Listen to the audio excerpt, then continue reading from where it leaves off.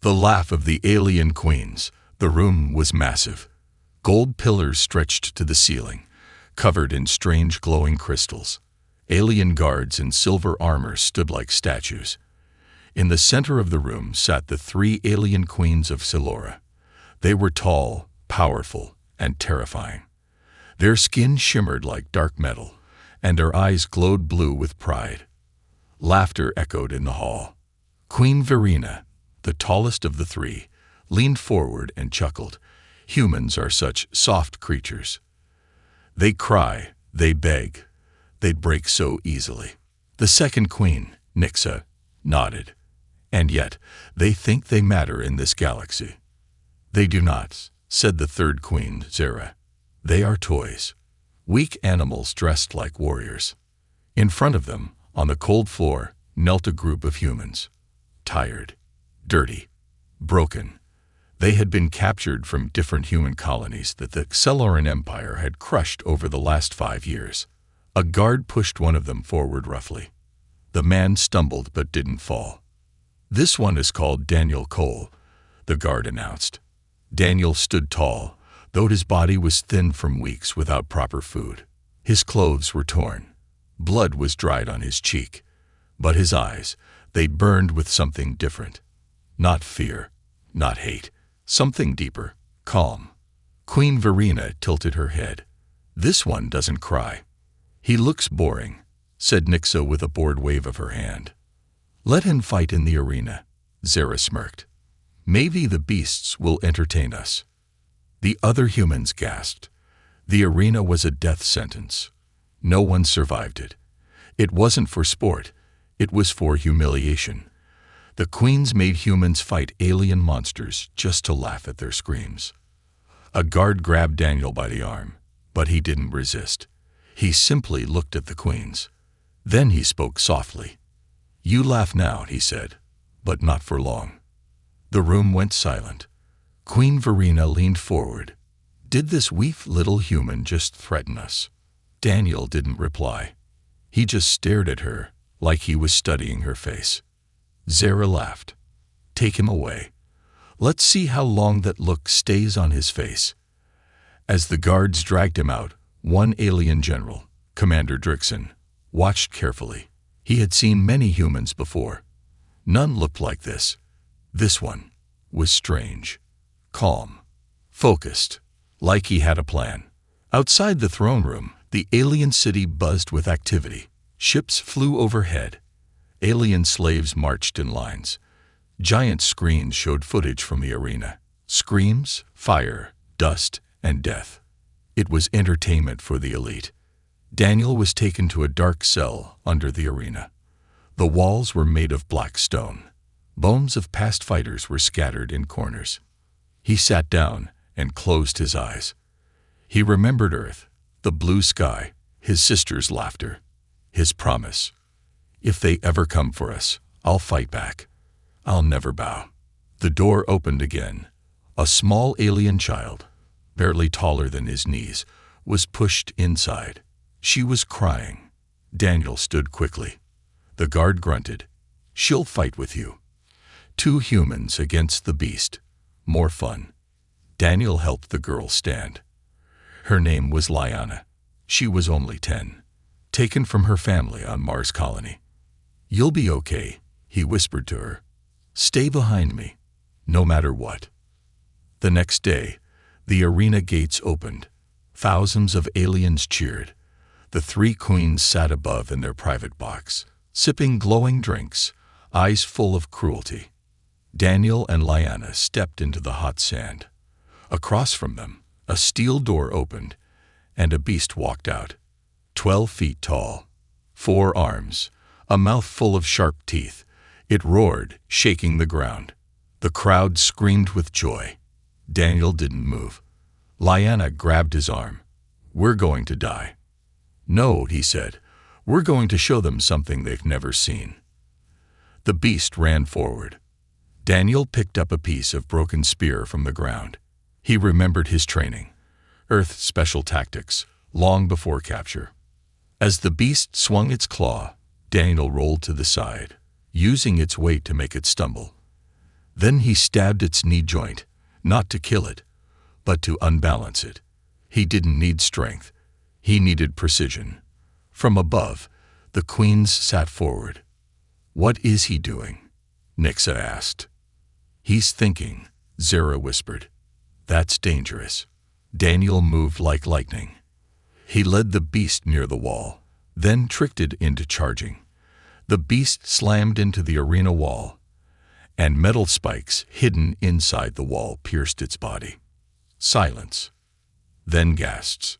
The beast was dead, and the human still stood. Daniel looked up at the queens. His clothes were torn, his arm bleeding, but he stood tall. He didn't speak. He didn't bow. He just stared. And for the first time in years, the alien queens didn't laugh. The games begin. The arena was silent, but the air was thick with shock. No one had ever seen a human win in the games before. Not like this. Not without weapons. Not without fear. Daniel Cole had done the impossible. The queens sat high above, their proud smiles now gone. Queen Verena narrowed her glowing eyes. What did we just witness? Nixa leaned forward, her sharp nails digging into the arm of her throne. This is no ordinary human. Commander Drixon stood behind them, silent. But inside, his thoughts raced. I've seen warriors, but that was not brute strength. That was strategy. Down below, Daniel stood beside Lyanna. The young girl trembled, her hand still gripping his wrist. I thought we'd die, she whispered. We still might, Daniel replied quietly. But not today. The crowd began to whisper. Across the Xeloran Empire, the arena feed was broadcasted live. Billions of aliens watched as their entertainment had turned into something they didn't expect. A statement. We are not weak. That phrase began to spread like wildfire on alien message boards. Some laughed. Some felt confused. Others were inspired. Daniel and Lyanna were escorted back to the underground cells, but this time no one pushed them. Even the guards looked uneasy. That night, in the holding quarters, whispers spread through the human slaves. Did you hear? He survived the beast. He didn't run. He fought. Who is he? In a corner of the dark prison block, an old man named Revik stared at the wall. He had been in captivity for years. He had seen hundreds of humans fall in the games. But now something had shifted. The queens don't like being made fools, Revik muttered. That boy has made them bleed. Not with swords, but with shame. Daniel sat alone, cleaning a deep cut on his arm. Lyanna watched him with wide eyes. Where did you learn to fight like that? She asked softly. I watched, Daniel said. I listened. I waited. He paused. And when the time came, I moved. Lyanna didn't understand everything, but something in Daniel's calm made her feel safer than she had since being captured. The next morning, Queen Zara ordered a new match. Send him back, she hissed. Let's see if his luck continues. But Verena had other plans. No, she said slowly. We'll give him something different, something worse. That afternoon, a special game was announced. The queens called it the Maze of Fire. No one had survived it. It was not just about strength. It was about speed, instinct, and pain. Daniel was brought to a glass chamber overlooking the arena. This time, he wasn't alone. 10 other human prisoners stood beside him, their eyes hollow. You'll be tested together, the guard barked. If one survives, all live. If all fail, you die together. The floor opened beneath them, and they fell into the maze. Flames burst from metal pipes. Walls moved. Floors opened suddenly into black pits. It was chaos. Daniel rolled as he hit the ground. He was already counting steps, measuring distances, watching flame patterns. He didn't run for the exit. He ran toward the center. Other humans screamed, lost in panic. But Daniel shouted, "Follow me if you want to live." 3 of them listened. The others scattered. Daniel found a pattern in the fire bursts. They were timed. Every 6 seconds. He waited. 1, 2, 3, go. They ran through, untouched. He picked up a broken pipe and used it to jam the wall's moving panels, stopping them from crushing his team. In the center of the maze was a control box. Alien tech, but simple enough.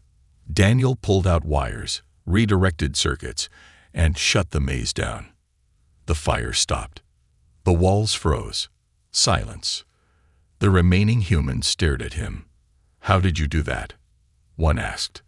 "I read the schematics last night," Daniel said. "Every guard carries the same maze controller. You just have to know what to look for." Up above, Queen Nyxa stood in disbelief. He shut it down. Queen Verena's fists were clenched. "He's not fighting to survive. He's planning something." Zara growled. "Kill him now." But Commander Drixon finally spoke. "No." All 3 queens turned. "He is different," Drixon said. "We should observe. If he is dangerous, we'll know.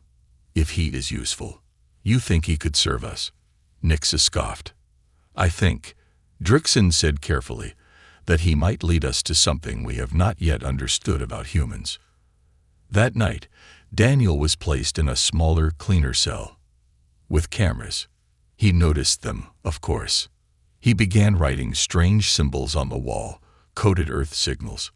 Military codes, but only someone trained would recognize them. The queens thought he was just drawing nonsense. But far away, in a hidden human cell across the compound, Revik saw the same symbols scratched into his own floor. And he understood. Daniel wasn't just surviving. He was building something. A message. A network. A rebellion. And the games were only the beginning. Whispers of rebellion. Deep beneath the grand palace of the alien queens, the prison halls hummed with silence. But something had changed. It started with the guards. They were more alert now, eyes sharper, hands tighter on their weapons. And it wasn't because of fear of a riot. It was because of one man. Daniel Cole.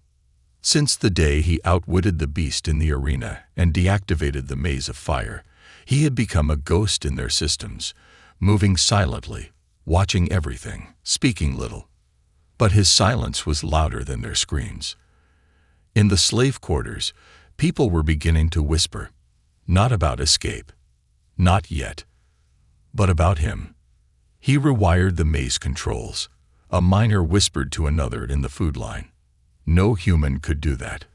I heard he used to be military, Earth special tactics." "No, that's not it," said an older woman, her eyes wide with awe. "I saw him walk straight through fire like it couldn't touch him. He's not just smart. He's something else." Daniel didn't stop the rumors. He let them grow. He knew fear could control people. But hope could unleash them. And they had been broken for far too long.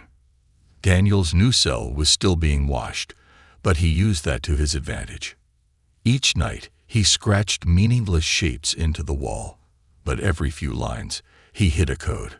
One only trained human operatives could read. The old man Revik was one of them. Revik had once worked in Earth's intelligence division before being captured during the fall of Jupiter Station. When he saw the symbols Daniel left behind, his old instincts sparked to life. He understood the message. Not alone. Building. Prepare. It was the first real message from the outside in 5 years. Revik waited for the right moment, then passed a coded reply to a food servant, another human girl who had once been a language teacher before the invasion. In the tunnels, through stolen glances, quiet notes, and marked stones, the network began to grow. Meanwhile, the alien queens argued. "We must destroy him before the humans start believing they matter again," Queen Zara hissed. "Let him lead," Queen Verena said coldly. "When they hope too much, that's when we crush them hardest." Commander Drixon said nothing aloud, but deep inside, even he felt something strange. Respect. He had seen many humans die with pride. But Daniel didn't seem to want pride. He wanted progress. That was dangerous. That was rare. One night, in the labor mines beneath the palace, Daniel joined a team assigned to fix an oxygen leak. The shaft was too narrow for guards to enter. Only humans were sent in. It was the perfect moment. Daniel worked beside Revik, saying nothing. They acted like strangers. But inside the tunnel, when the guards turned their backs, Daniel dropped a small device into Revik's hand. An old Earth pulse drive. Cracked, but repairable. Revik stared at it. "You're serious," he whispered. Daniel nodded. "We have 1 month," Daniel said softly. "Then the blackout begins." In another part of the compound, Liana, the little girl Daniel had saved in the arena, was working in the kitchen. She had grown bolder. She started sneaking extra food for the sick. She learned where the guards went when they were off duty. And she drew what she saw. Tiny maps. Daniel collected them at night. They were crude, drawn with burnt wood and napkins, but they were gold to him.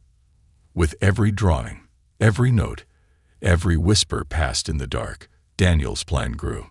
He wasn't just starting a rebellion. He was building a system that would survive even if he died. A system that could spread beyond this prison, beyond the planet, maybe even across the galaxy. But rebellions never stay quiet forever.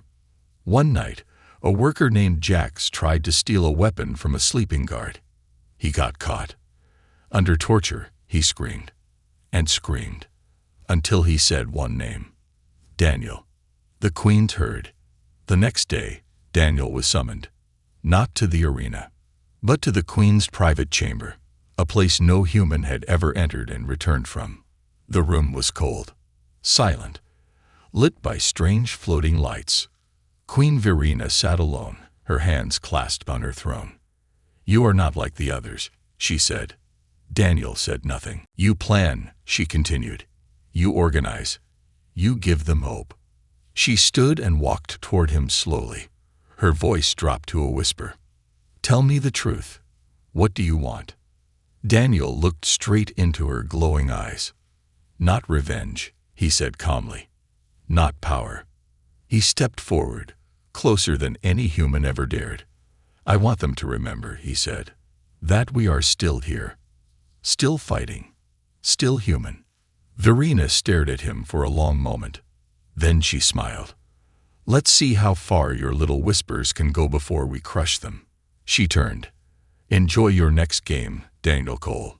It will be your last." But Daniel didn't flinch, because he knew something the queens didn't. The whispers were no longer whispers. They were becoming voices. And soon, voices would become fire. Strike from the shadows. The wind howled through the underground tunnels beneath the alien palace, but it wasn't the cold that made the guards nervous. It was the silence. A dangerous silence. One that felt like something was waiting. Something human. Daniel Cole sat on the edge of a cracked stone bed in his cell, staring at the glowing camera light in the corner. He knew they were watching. He wanted them to. Let them think they were still in control. Let them think he was just a clever human, trying to survive. What they didn't know was that Daniel had already mapped 42% of the compound's tunnel system. He had a working pulse drive hidden under a mining belt, and the whispers had turned into action. It started small. One night, the water system for Section 9 stopped working. No one could explain why. The next morning, 3 alien security drones crashed due to a signal error. Then a transport ship delayed launch because of a melted fuel line, sabotaged from the inside. Each event looked like an accident, but each one was carefully planned. Daniel wasn't rushing. He wasn't launching a war. He was pulling strings, one thread at a time, until the whole empire began to unravel. Inside the kitchens, Liana passed a message to an older woman chopping alien roots. The woman, once a Mars scientist, slipped the note into a box of metal scraps. That box went to the recycling center, where Revik waited. He decoded it in 30 seconds. Test run successful. Core access route nearly ready. Revik smiled. It was time. Beneath the palace, deep in the ancient stonework, was something most aliens had forgotten: an old energy conduit built during the first days of construction. Daniel found it through the maze maps Lyanna drew from guard routes. The tunnel wasn't guarded. It wasn't even listed in the new records. But Daniel believed it connected directly to the main power core, the heart of the alien systems. If that core could be controlled or destroyed, the palace would fall into darkness. And in darkness, humans could rise. But before the mission could begin, they needed a test, a strike, a small one, to see how fast the aliens could respond. Daniel gathered 5 of his most trusted people: Revik, Lyanna, a silent engineer named Holt, a teenage medic named Sina, and a former Earth pilot called Maiko. They met in the lower repair sector, between 2 cooling fans no taller than Daniel's waist. Daniel spoke softly, calmly. "Tonight, we cut power to Sector 12 for exactly 4 minutes. Nothing more." "Why 4?" Holt asked. "Because Sector 12 controls the cameras in the kitchen and storage blocks. If it stays out longer, they'll think it's an attack." He looked each of them in the eye. "This isn't the rebellion. Not yet. It's a signal. To us." Revik nodded. "To prove we can." That night, as alien guards watched screens and sipped glowing drinks, Sector 12 went dark. Just blinked out. 4 minutes. Power returned, and nothing seemed wrong. Except that inside the dark moment, Daniel's team had moved. 3 data chips were stolen. 1 alien weapon was copied. And a panel on the power grid wall now had a human-made trigger device hidden behind it. It wasn't war. It was preparation. Strike from the shadows. Back in the throne room, the queens sensed something. Queen Nixa slammed her fist onto the table. "How many more failures do we tolerate?" "Too many," Zera hissed. But Verena raised her hand. "Not failures. Tests." She stood slowly. "He's watching us, waiting for us to move first. We will not. We'll let him believe he's winning. Let him crawl through tunnels and play his little games." She smiled darkly. "And when he finally stands in the light, we will burn him in it." Commander Drixon watched silently from the edge of the throne room. His mind was torn. He admired Daniel's brilliance. But he knew the consequences. This was no longer about a single human man. This was about the future of both species. Later that week, during routine food distribution, a new signal was passed. A broken piece of steel shaped like a triangle. It meant, "Go time in 7 days." Revik nodded at Daniel as they passed each other in the tunnels. "No going back now." Daniel's voice was quiet. There never was. The final preparation began. The humans had no real weapons, no army, no ships. But they had knowledge. Daniel had taught them that knowledge was a blade sharper than alien steel. They knew patrol schedules. They knew guard shift rotations. They knew where the alien communications tower was hidden, under the library dome. And most importantly, they knew where the energy core was, and how to reach it. Through the old tunnel, through darkness, through silence. Lyanna was the first to enter. The tunnel walls were damp. The air tasted like metal, but she didn't flinch. Behind her came Holt, Revik, Sina, and finally Daniel. Each step forward was a declaration, a whisper turning into a scream, a shadow becoming fire. They reached the control node. Daniel placed the final trigger inside the panel. He didn't activate it. Not yet. Just pressed his hand to the cold surface and closed his eyes. "Almost there," he whispered. From this point forward, everything would change. No more small strikes. No more hiding. The shadows had done their work. Now came the fire. The queens are afraid. The Acceleran Palace stood tall above the city like a crown made of black steel and glowing crystals. For centuries, it had been the symbol of total control, of dominance, of fear. But now, there was a new feeling inside its walls. Unease. The silence in the throne room wasn't peaceful anymore. It was tight.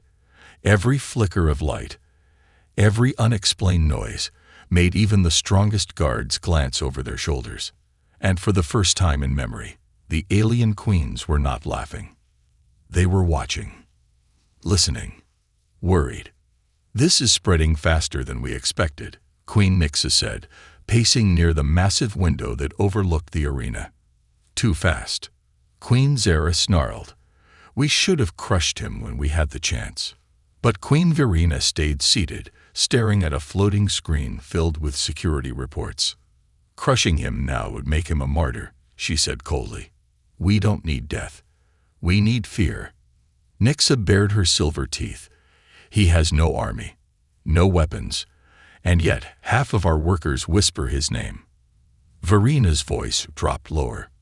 "Because he's not trying to fight us with war. He's fighting us with belief." Zara slammed her hand on the table. "Then let's kill their belief." She looked toward Commander Drixon. "Prepare a public punishment. No more darkness. No more games. Let them all see what happens to those who defy us." But Drixon didn't move. He had seen something different. Not just in Daniel, but in the other humans too. They were changing, growing braver, more united. And that scared him more than any weapon. That same day, the rebellion struck again. But this time, it wasn't subtle. The communication tower beneath the library dome suddenly exploded in a controlled blast. No one died, but the palace lost signal access to 8 outer districts. Security was scrambled. Guards ran in every direction. And all across the compound, a strange message appeared, on broken walls, burnt into alien metal, scratched into screens. "We are not shadows anymore."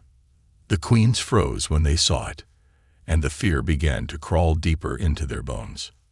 In the underground tunnels, Daniel watched the flames from a distance.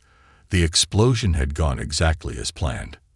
Holt, Revik, Lyanna, and Senna stood beside him. "No turning back now," Holt whispered. Daniel nodded slowly. There never was. He opened a small metal box and pulled out a folded cloth. A flag. Not of Earth. Not of any country. Just a single symbol, a human hand, reaching upward, wrapped in light. He pinned it to a cracked wall as they moved. It was time for hope to have a face. Meanwhile, in the slave quarters, humans began doing the unthinkable. They stood up to guards. They asked questions. Some refused to bow. Others, more subtle, sabotaged machines, ruined weapons, or passed information in the open. Fear had changed sides. For the first time, the aliens were the ones looking over their shoulders. The queens tried to strike back. They ordered the arrest of suspected rebels. Public lashings. Threats. Torture. But it didn't stop the flames. For every rebel taken, 2 more rose. And the worst part, even some aliens began to doubt. Acceleran engineer named Arrow, who had once laughed at humans, now found himself staring at the flag symbol hidden in a vent. He felt something strange in his chest. Respect. And then, something worse. Guilt. He had watched them suffer. Now he watched them rise. In a desperate attempt to regain control, Queen Verena summoned Daniel. She didn't ask. She demanded. They brought him into the throne room in chains, though not a single guard dared to look him in the eyes. He stood before the 3 queens, calm, silent. Zara grinned. "Do you enjoy this game, little man?" Daniel said nothing. "Do you really believe you can win?" Nixa asked, stepping closer. Daniel tilted his head, then finally spoke. "I'm not here to win." The queens blinked.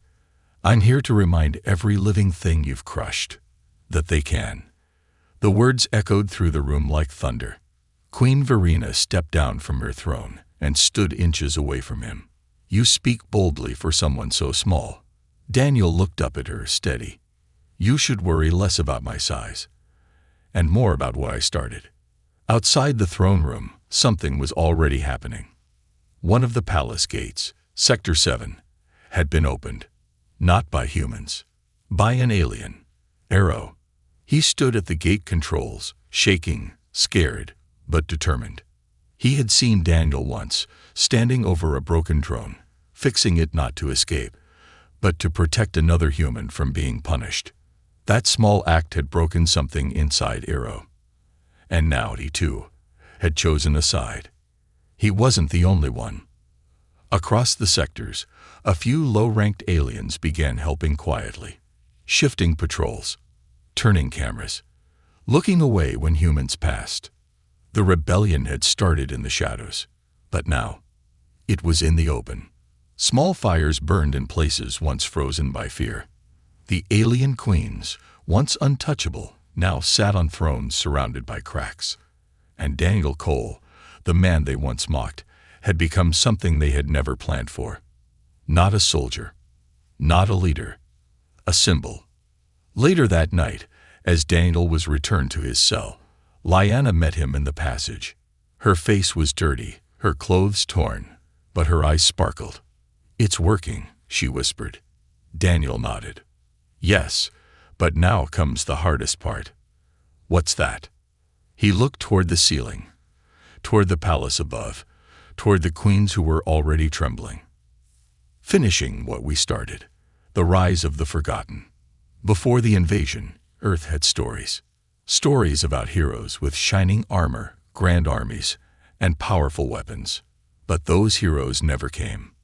Earth fell quietly. Systems hacked, leaders disappeared, defenses crushed in weeks. The alien queens didn't want to destroy humanity. They wanted to break it slowly, publicly. And so, they enslaved the survivors. They erased names, burned history, made humans into background noise. Just another species crushed under the boot of the Xeloran Empire. But the one thing they couldn't erase was memory. And in the shadows of forgotten tunnels, memory was now waking up. Daniel Cole stood in the heart of a hidden chamber, once a waste storage unit, now transformed into the nerve center of the rebellion. A map of the entire palace flickered on a wall made of old screen pieces and salvaged glass. Revik updated the routes from the mining district. Lyanna marked the supply tunnel now cleared of guards. Holt checked the energy core diagram. Maiko, the former pilot, tapped into the stolen alien drone feed. And Sina, young, quiet, sharp, red-coded messages arriving from other sectors. Other humans, other prisons, other planets. Yes, it had begun. And not just here. Daniel looked at the map, then turned to the others. "Tonight," he said, "we rise." The plan was built like a web. Multiple attacks, perfectly timed. Sector 3 would lose power first, sending the guards into chaos. Sector 5 would be sealed shut, trapping reinforcements. In the throne room, cameras would be looped to show empty halls. And beneath it all, in the deepest part of the palace, Holt and Lyanna would enter the energy core to install the detonation charge. One powerful enough to wipe out the control systems, but leave the foundation standing. They weren't here to destroy. They were here to break chains. While the humans prepared, strange things happened among the aliens. An elite guard abandoned his post. An alien medic handed a prisoner a keycard. One of the palace chefs let a group of humans hide in a delivery cart. It didn't make sense. Until it did. Because even the most loyal aliens had families, and they had watched the queens rule with cruelty not just over humans, but over their own people. For the first time, the Xeloran Empire wasn't united. Cracks had formed, and into those cracks, the forgotten began to rise. At midnight, the rebellion began. Lights blinked out in Sector 3. Alarms screamed in Sector 5. Guards rushed toward what they thought was a fire. Instead, they found locked doors and silence. Daniel led a group of 30 humans through the eastern corridor. They moved like shadows, each person carrying something. Tools, signal jammers, old weapons made from scrap. They didn't look like warriors, but they didn't need to. They were ready. In the main chamber, Queen Zara screamed at the control board. "Where are the guards? Why are we blind? Queen Nixa tried to restart the cameras. Nothing worked. Queen Verena stood still, staring into the dark. He's here, she said softly. Then she turned. Bring me Daniel Cole. Alive. But Daniel wasn't waiting to be caught. He reached the Hall of Thrones as planned. His team sealed the exits. He stepped into the grand room, just as the queens turned to face him. No chains, no guards, just a human, walking straight into the lion's mouth. You've made a mess, Queen Nixa hissed. Zara raised a blade. I should cut you apart right here. Daniel didn't flinch. You had the power to build peace, he said quietly. But you chose fear. You called us animals. You made us into ghosts. He took another step forward. Now, the ghosts have come back. Verena narrowed her eyes. You came here to kill us. Daniel shook his head. I came here to show you something you've never seen. From behind him, the doors exploded open. Humans stormed in. But they weren't alone. Alien rebels walked with them. Engineers, medics, low-ranked guards who had finally said no more. Weapons pointed. The queens stood frozen. For the first time, they were surrounded. In the energy core chamber, Holt and Lyanna set the timer. It glowed red. 10 minutes. A gentle hum filled the air as the system began to overheat. Lyanna looked up at Holt. You think he'll make it out? Holt smiled. If anyone can walk into fire and come out stronger, it's Daniel. Back in the throne room, chaos erupted. Queen Zara lunged. Daniel dodged. A shot fired from Miko hit the queen's shoulder, just enough to stop her. Revik sealed the entrance, and Daniel stepped onto the throne platform, looking down at Verena and Nixa. You built an empire on bones, he said, but the bones remember. He pressed a small button on his wrist. The palace lights dimmed. Across the city, holograms appeared. Images of human children locked in cells, of planets burning, of the faces of those lost. The truth, the real history, broadcasted everywhere. The empire watched, and for the first time in generations, they believed the humans. Verena stared at Daniel. You think this will make you heroes? Daniel shook his head. No, it will make us free. The timer on the energy core reached 0. A surge of light shot through the tunnels. Systems crashed. Security drones froze. Cameras went black. And the palace, once a perfect machine of control, fell into silence. Outside, humans poured from cells. Aliens dropped weapons and raised their hands. No one cheered. No one laughed. They simply stood still, as if waiting to see if this was real. Daniel stepped outside. The sky above the palace cracked with thunder. He raised his hand, not in victory, but in peace. We're not here to destroy, he said, his voice broadcast across the city. We're here to rebuild. For the forgotten. For the silenced. For everyone. The queens were taken, not executed, judged by a new council, one made of humans and aliens who had once lived in chains. Daniel refused to sit on that council. He said his job was done. But when the first child walked out of the prison block, holding his mother's hand, looking up at the stars for the first time, Daniel smiled. He knew the real fight had just begun. Rebuilding, healing, becoming more. And it all started with a single man who refused to stay broken. One man changed everything. The palace no longer echoed with screams.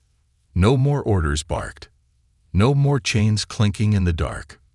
No more blood washed quietly down drains in the night. For the first time in over a decade, silence returned to the throne halls of the Xeloran Empire, but not the silence of fear. It was the silence of freedom. Outside, under the twin moons of Silora, humans stood blinking in the soft light. Many had not seen the sky in years. Some wept. Others simply stared. The stars had returned to them, and at the center of it all stood Daniel Cole. Not wearing armor. Not holding a weapon. just standing, alive, and still watching. Because while the rebellion was won, the story was far from over. The queens were gone, captured and stripped of their rule. Their army shattered from within, abandoned by officers who once believed in their lies. An emergency council was formed, half human, half alien. Daniel refused the crown. He refused leadership. He said, "I didn't do this to become king.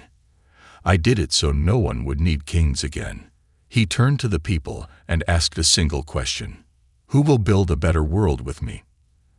And the answer came, not in words, but in hands raised, in bricks stacked, in broken machines repaired by both human and alien, in the quiet decision of thousands who had once been enemies, now choosing hope. Lyanna, the girl Daniel once saved in the arena, now stood at his side.